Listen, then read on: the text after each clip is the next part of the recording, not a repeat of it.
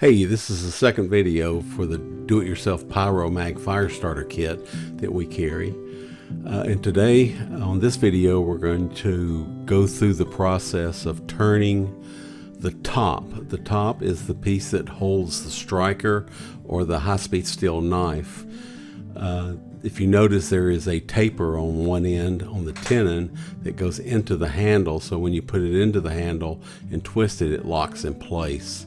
That's the first thing we're going to do, is to turn that taper. So pick up a piece of the top blank out of the kit and just mount it on your lathe. Here I'm using a 5/8 inch drive center and also a long nose live center in the tailstock.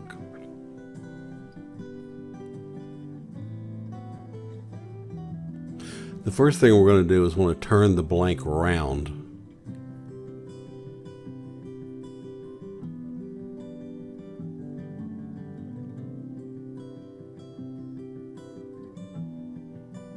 So here I'll be using a 1/2 inch gouge.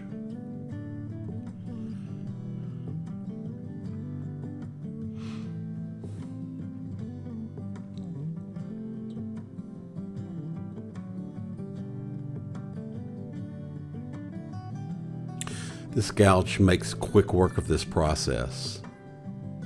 And when you're doing this, take the minimum off that you can take off to get it down to round.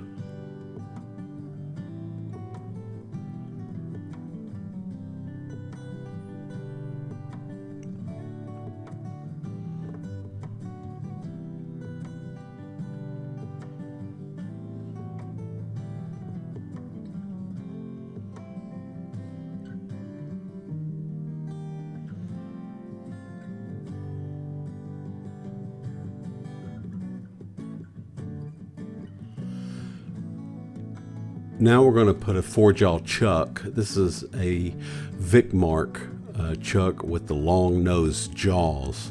This works really well in holding these small pieces when turning.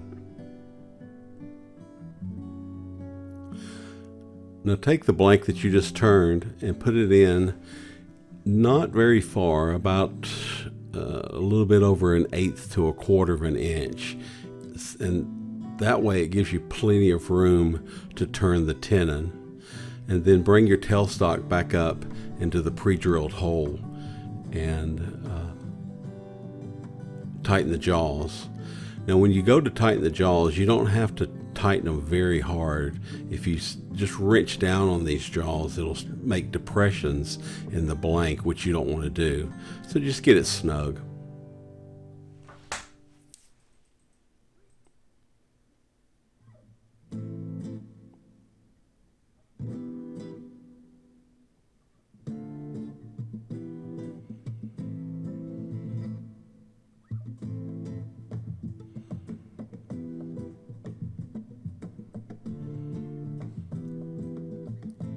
The blank is 2 inches, so at this time what you want to do is mark the center. So you're going to have 1 inch for the tenon and then 1 inch for the top piece.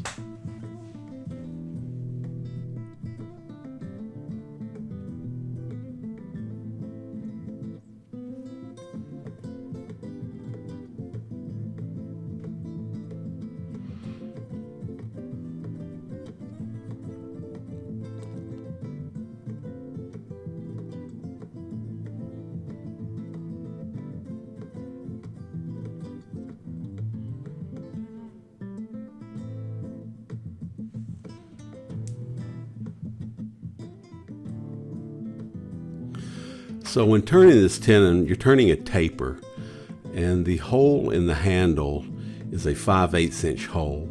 So what you have to do here is to turn the top of the taper just a little bit bigger than the hole, and the bottom of the taper just a little bit smaller than the hole. So that way when you put it in there, it's not going to go all the way in, and it's going to create friction right there to hold it in place. So the larger piece is going to be somewhere in the area of about 11/16 inches in diameter. So take your calipers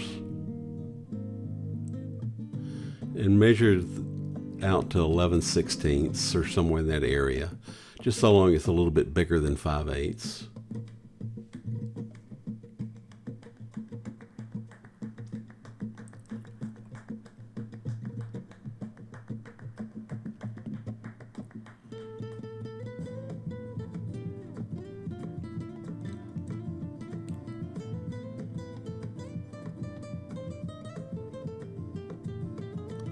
Now take a parting tool and start to part the blank down at the middle line, and then use your calipers to bring the diameter of the tenon down to size.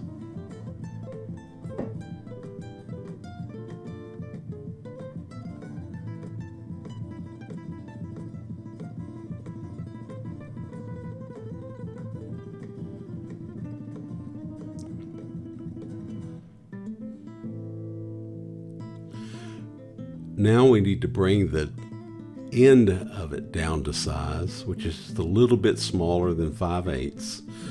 So I've got it marked here at 19/32 of an inch. Again, use your own judgment. You just want to make it a little bit smaller than the 5/8 inch hole. Now bring your calipers down to that measurement, and then we're going to turn the tip of the tenon.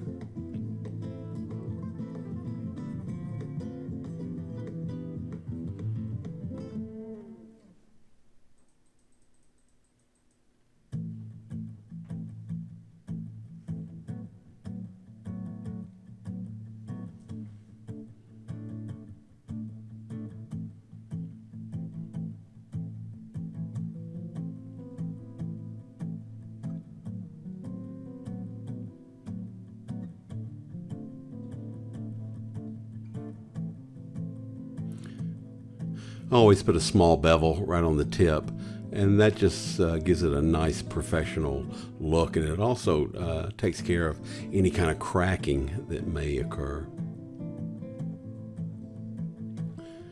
Now once we've got the large top of it and the small bottom of it, you just want to take the waste off. So just grab your gouge again and take most of that waste in the middle out. It doesn't have to be that accurate, but you don't want to overdo it and get any smaller than with the two pieces that you turned. Here I use a 1/2 inch, a 1 inch scraper actually. And what you want to do now is start lightly turning the taper down from the top to the bottom.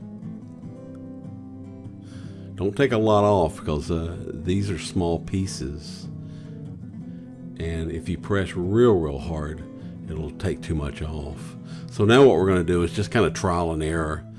Take a little bit off, bring your handle and fit it to place, and take a little bit more off until it fits perfect. Again, just take off small amounts of wood. Try it.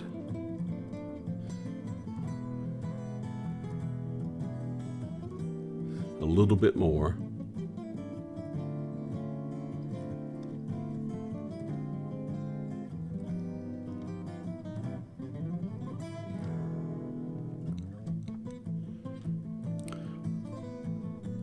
Almost there.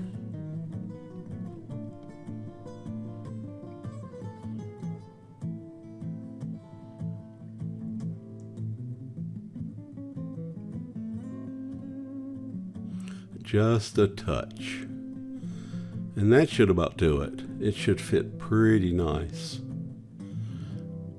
So you twist it, and if you notice, when you do twist it, it locks into place. That's what you want.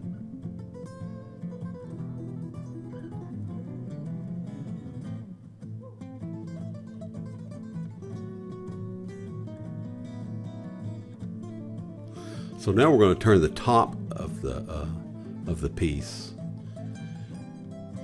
You want to put the tenon part that you just turned into the jaws. And now this is very important. Those jaws are strong, so you want to put it leaving about a quarter inch reveal right there, and just bring the jaws down till it holds it just slightly tight, and then bring your live center up on your tailstock and just put it into the hole from the drive center, and then barely tighten it down, and that'll center the top into the jaws. I usually turn the shaft just to identify that it is centered.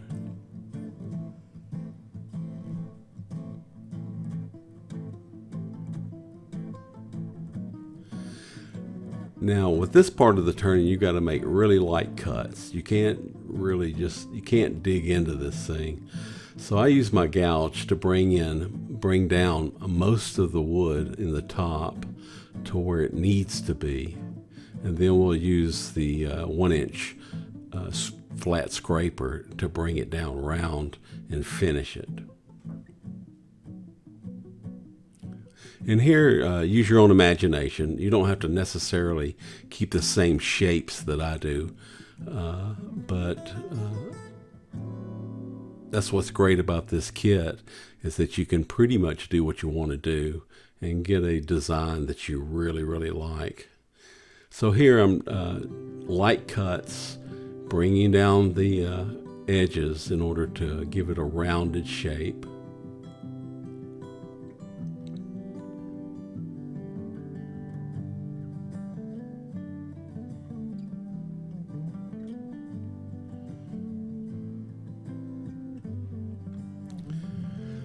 Now here I always take a parting tool and do a back bevel right at the transition point from the tenon to the top. And this gives it a very nice professional look to it and takes away any kind of splintering from when you identified the center of the blank. Take a little sandpaper, as I'm doing here, and finish the piece off. It doesn't take much.